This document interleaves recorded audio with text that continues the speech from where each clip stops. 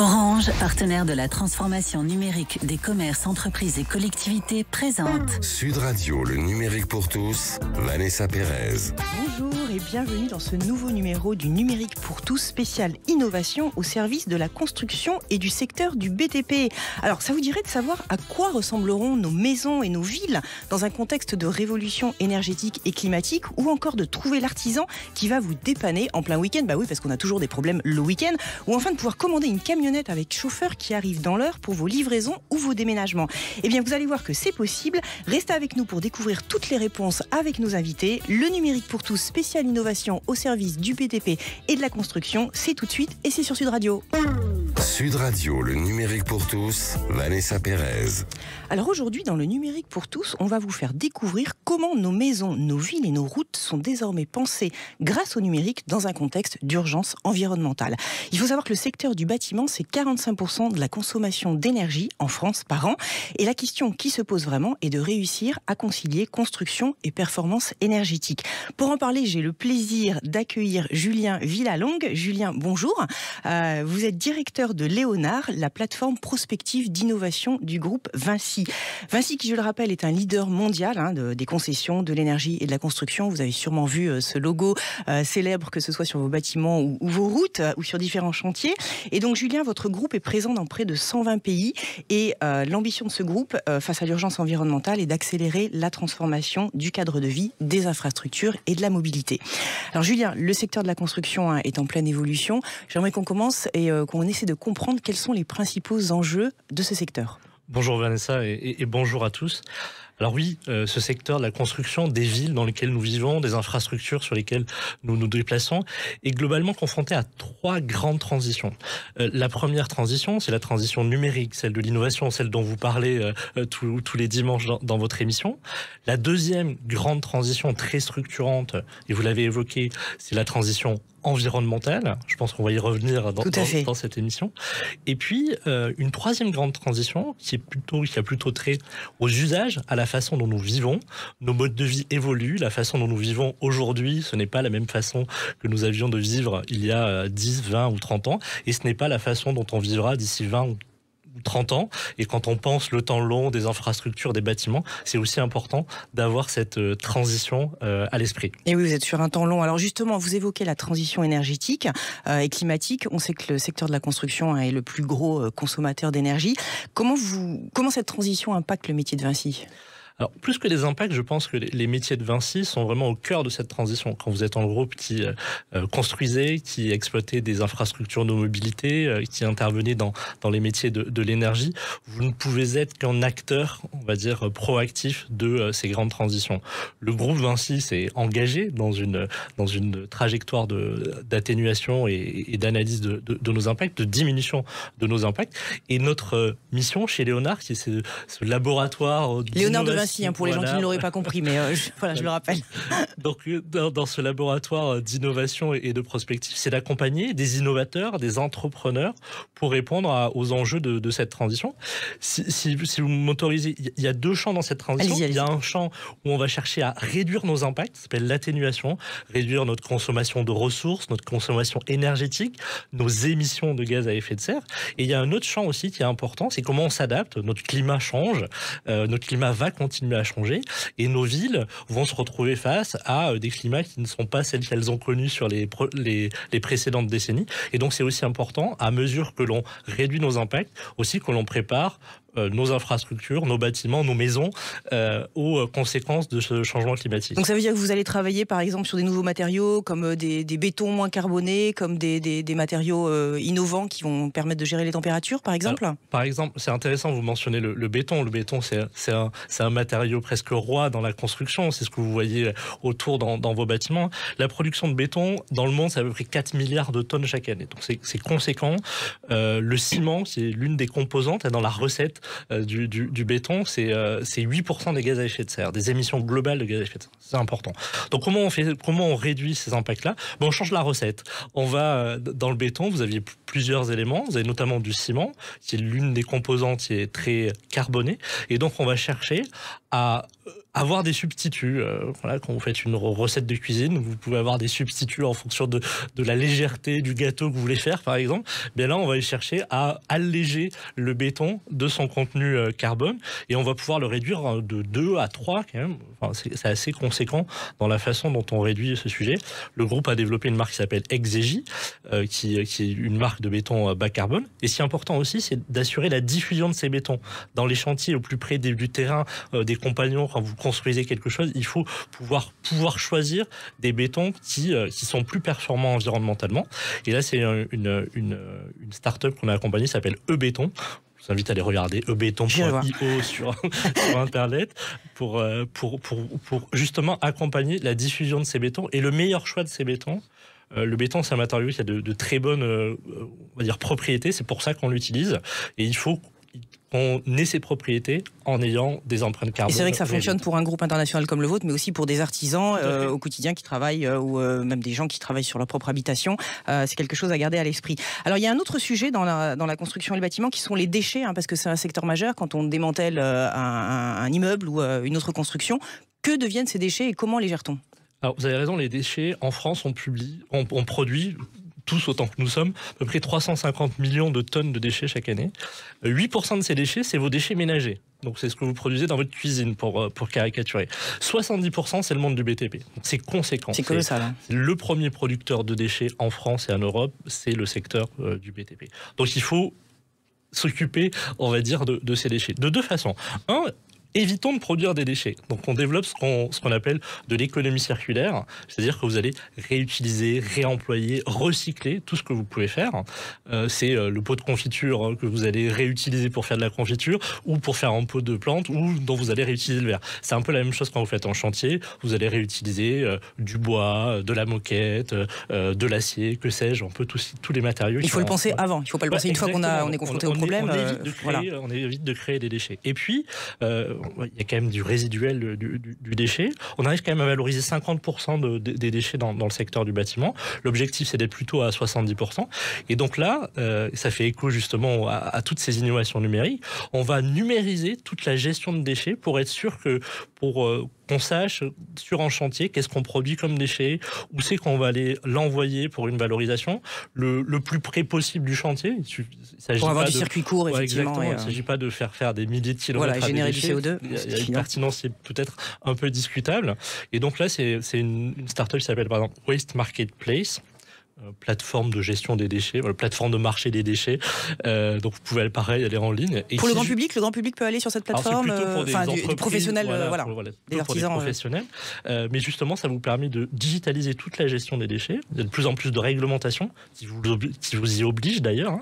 Et donc ça vous permet de savoir où vont vos déchets et d'être certain, dans la mesure du possible, qu'ils vont avoir une bonne valorisation. Ok. Alors, dans le sillage du changement climatique, il y a un sujet dont on parle peu, mais qui va être un sujet considérable, un enjeu considérable, qui est la montée des eaux avec le réchauffement climatique et qui va mettre à l'épreuve nos côtes, on va dire.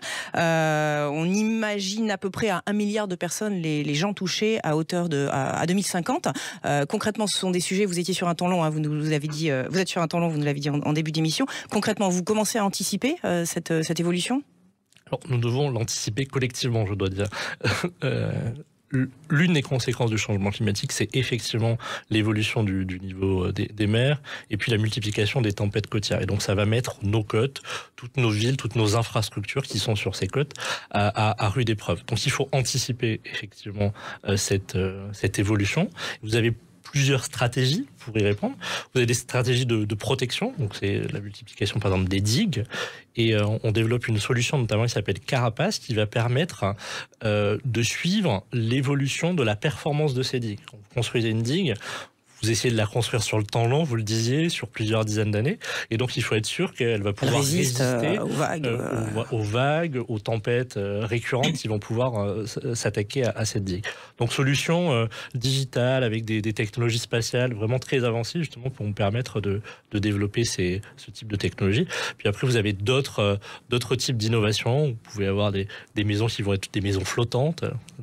Nos camarades des Pays-Bas ont beaucoup d'innovations sur ce type de bâtiments, d'architecture, mais c'est aussi potentiellement se retirer de certains territoires, parce qu'il y a des territoires qui va être difficile de continuer à urbaniser, et donc c'est comment on peut accompagner des aménagements de territoires différents. On va pouvoir mettre de ce qu'on appelle du génie écologique, renaturer des espaces, transformer des infrastructures peut-être pour les reculer un petit peu, faire des infrastructures plus douces pour des mobilités actives. Donc il faut penser ces sujets, les sujets d'adaptation doivent être pensés au niveau du territoire. Vous les connaissez. C'est très important de connecter vos auditeurs qui nous écoutent, potentiellement s'ils vivent près de l'océan ou de la mer, ils voient les zones qui sont concernées potentiellement par ces conséquences. Et c'est à ce niveau-là qu'il faut réfléchir à la façon dont on va se protéger ou dont on va repenser la façon dont on a aménagé ces territoires. Alors vous évoquez le numérique, on le voit partout dans les constructions, dans les réflexions.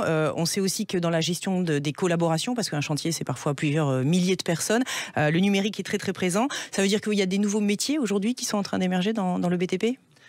Oui, les métiers du BTP sont des métiers qui se numérisent de plus en plus, et donc il faut avoir des compétences qui connaissent ces technologies. Ce qui est important de noter, c'est que les technologies numériques sont de plus en plus disponibles. Vous en avez dans votre poche, vous avez un smartphone notamment, et ça embarque des technologies très avancées en réalité. Et la disponibilité de ces technologies, elle permet d'aller sur le chantier et de faire un modèle 3D rapidement avec son téléphone. Ça permet de mieux collaborer entre individus. Ouais, vous avez un WhatsApp par exemple pour chantier, on peut l'appeler comme ça. C'est une startup qui s'appelle Craft, K-R-2-A-F-T, qui développe justement une solution de collaboration WhatsApp du chantier. On va pouvoir suivre les évolutions, les réserves, tout ce qui se passe sur un chantier en réalité, et pour assurer la collaboration sur le chantier. Bon. Mais c'est des technologies plus avancées. Tout à fait. Faites-nous rêver un petit peu. On sait que vous êtes en avance, donc projetez-nous en 2030, on va dire. Vous êtes sur des grands chantiers, les JO de 2024, le Grand Paris. Qu'est-ce qu'il est en train de se passer là, peut-être en sous-sol, pour qu'on voit émerger quelque chose? Vous avez cité deux des grands chantiers qui animent la région parisienne. Alors ça va peut-être parler à nos auditeurs parisiens, mais l'un des plus grands chantiers européens, le plus grand chantier de génie civil européen, il y a lieu aujourd'hui à Paris, consiste à la création d'une boucle de métro automatique autour de Paris, ce qu'on appelle la petite ceinture, pour ceux qui connaissent. Et on va accueillir effectivement en 2024 les Jeux Olympiques, où on va accueillir les Jeux Olympiques et Paralympiques. Et il s'agit d'héberger plus de 14 000 personnes. 14 000. C'est d'une ville comme Tulle ou Coulommiers qui va arriver, qui va héberger. Et donc on est en train de créer un village olympique, pas très loin du Stade de France, peut-être plus connu à l'échelle française. Et c'est un projet intéressant parce que c'est un projet qui est conçu pour les athlètes, pour accueillir ces 14 000 athlètes, mais c'est aussi un projet qui a été pensé pour assurer de l'hébergement, des services, des bureaux dans la durée. C'est important aujourd'hui de penser le cycle de vie, exactement. Le cycle de vie, à la fois dans ses ressources, mais aussi dans l'usage que l'on va en faire. Et projet assez intéressant parce que le projet s'appelle Universen. On a recyclé toute une friche industrielle. On va aussi on va plus vouloir artificialiser les sols, mais utiliser tout ce foncier qui est disponible pour refaire de la régénération urbaine et apporter un cadre de vie agréable. Passionnant. J'espère qu'on peut dire qu'on a hâte d'y être. On verra ce qui se passe à ce moment-là. Merci beaucoup Julien de nous avoir permis de rentrer dans les coulisses de l'innovation au sein de votre groupe. Restez avec nous. Dans un instant, on va découvrir une autre facette de nos habitations qui est celle de la réparation. On a tous été concernés par un dégât des eaux ou une chaudière qui vous lâche, on va dire, et justement en plein week-end.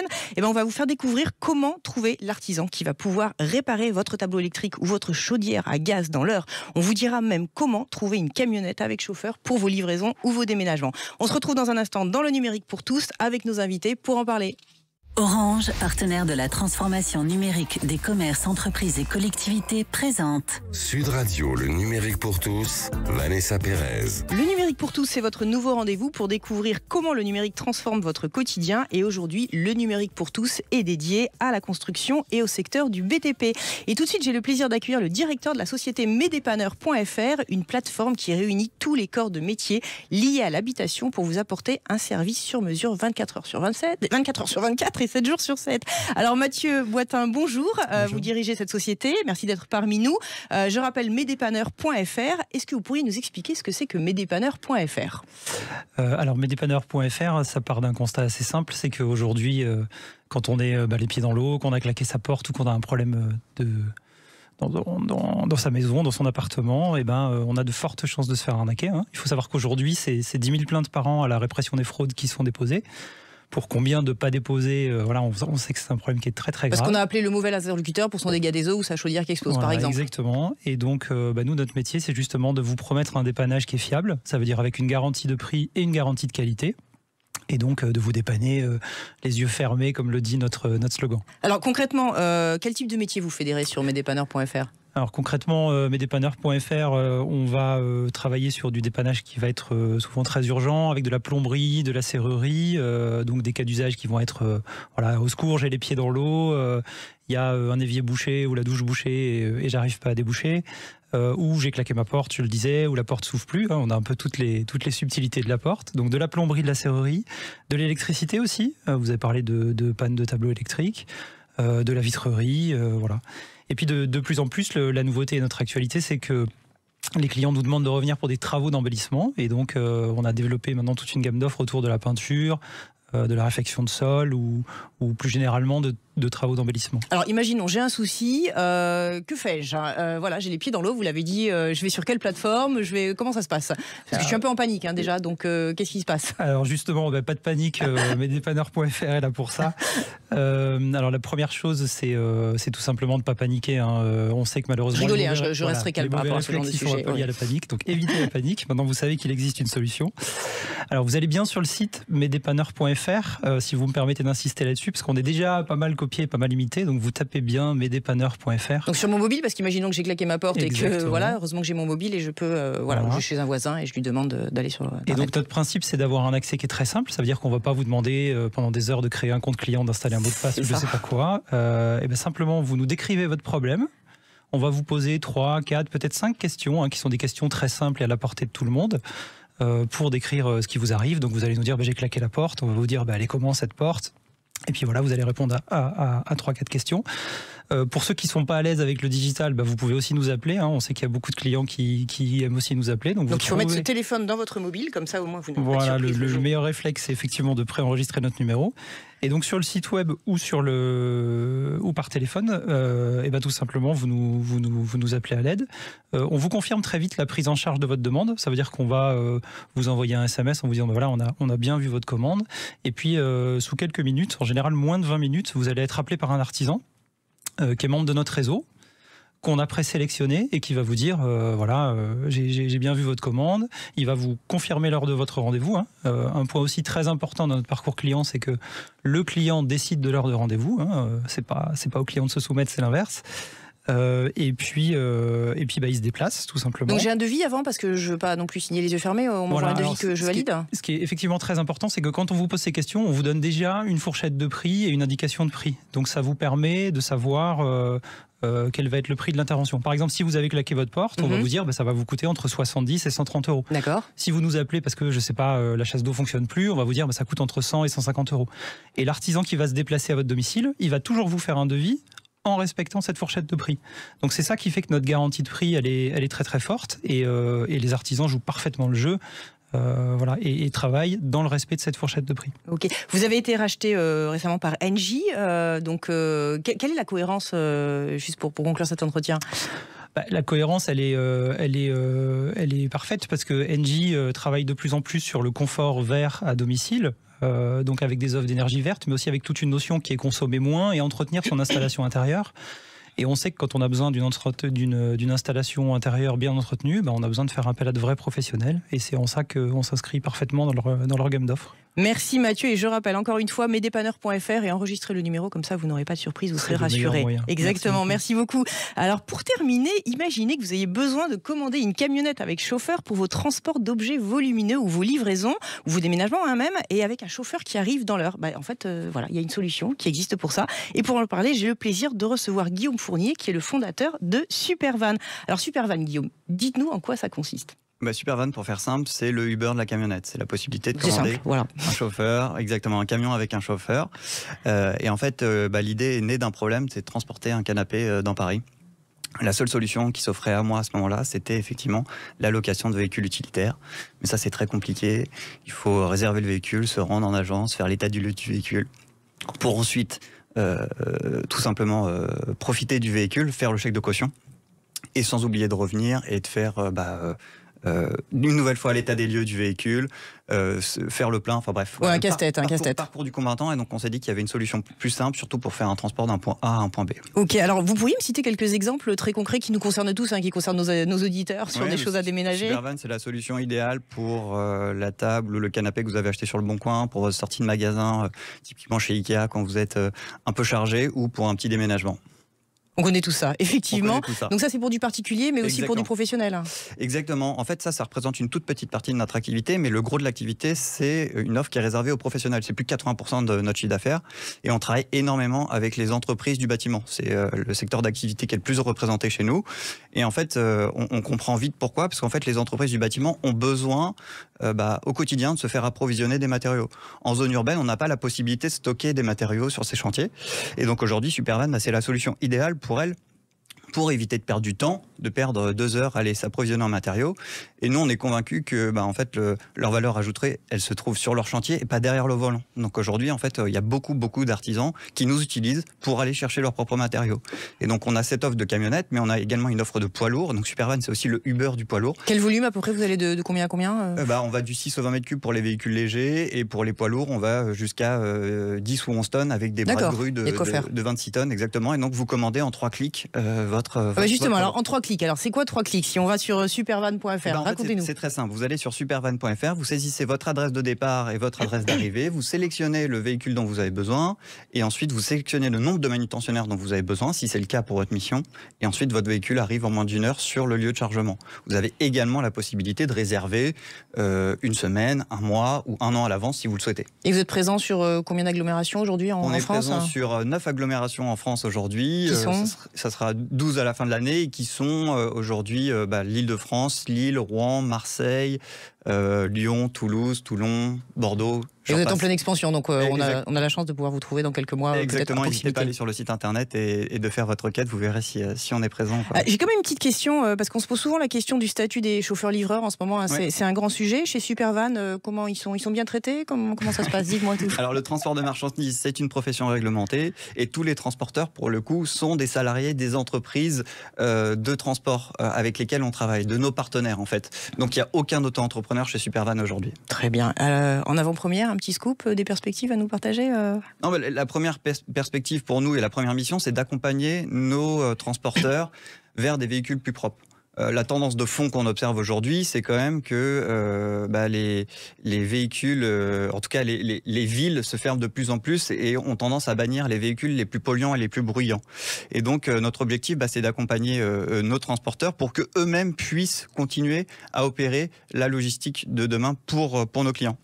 Si on prend Paris comme exemple, aujourd'hui, les ZFE varient en fonction des calendriers, mais si on prend Paris, le critère 5 et le critère 4, donc les plus polluants, sont interdits aujourd'hui à la circulation. 2024, JO, l'échéance c'est demain, c'est-à-dire que les véhicules critère 3 et critère 2 ne pourront plus rentrer dans Paris. Qu'est-ce qu'un critère 2? C'est les tout derniers véhicules diesel les plus récents. Et c'est quasiment 100% du parc des véhicules des entreprises du bâtiment aujourd'hui. Donc en fait, les artisans, en 2024, ne pourront plus rentrer dans Paris. Ça, c'est le constat. Et donc, nous, notre objectif, c'est de pouvoir les accompagner. C'est d'être là. Exactement. C'est pouvoir d'être là et de pouvoir les accompagner. Et donc, je pense que les habitudes vont changer. Parce qu'aujourd'hui, quand on constate qu'un véhicule qui est immobilisé en bas d'un bâtiment toute la journée et qui reste stationné en bas d'un immeuble parisien, en fait, ça ne sera plus la même manière de fonctionner. Et donc, je pense que Supervan. Merci Guillaume de construire l'avenir. Je rappelle votre société supervan.fr, donc 2 sociétés à noter dans vos mobiles ou dans vos tablettes. Le mot de la fin, Julien, 30 secondes. On a beaucoup parlé du futur, de 2024 et de la ville de demain et du temps long. Vous êtes l'architecte de la ville de demain, quelque part, chez Vinci, mais vous tous en plateau.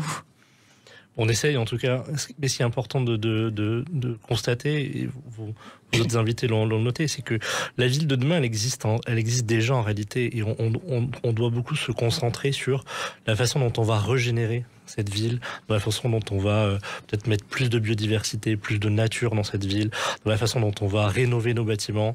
On a des passoires thermiques dans lesquelles vos auditeurs vivent aussi, et c'est là tout l'enjeu dans notre société très urbanisée déjà, et dans lequel il y a beaucoup de constructions qui sont déjà réalisées. C'est toute cette innovation que l'on va chercher. Et puis 2030, c'est demain. Il faut aussi préparer 2030 au-delà, jusqu'à 2040, et c'est ce qu'on essaye de faire avec le concours d'entrepreneurs, d'innovateurs. La technologie, les innovations, elles sont intéressantes si on les applique. Si on les applique dans nos métiers, c'est enthousiasmant d'aller changer la vie des gens, la façon dont on va se déplacer, la façon dont on va vivre nos villes, nos bâtiments. Et donc venez nous voir justement si vous avez des idées, si vous avez des volontés entrepreneuriales pour répondre au quotidien, on va dire. Très bien. Je rappelle qu'on peut vous trouver donc sur le site vinci.com, et la plateforme s'appelle Léonard. Exactement. Merci beaucoup Julien, et merci beaucoup à tous nos invités. Le numérique pour tous, c'est fini pour aujourd'hui. Tout de suite, je vous laisse en compagnie de Christophe Jiquel dans La France à découvrir. Quant à moi, je vous souhaite une belle soirée. Prenez soin de vous, que vous soyez à la maison, sur la route ou ailleurs. Et je vous dis à la semaine prochaine. Sud Radio, le numérique pour tous, Vanessa Pérez. Avec Orange, partenaire de la transformation numérique des commerces, entreprises et collectivités. Orange.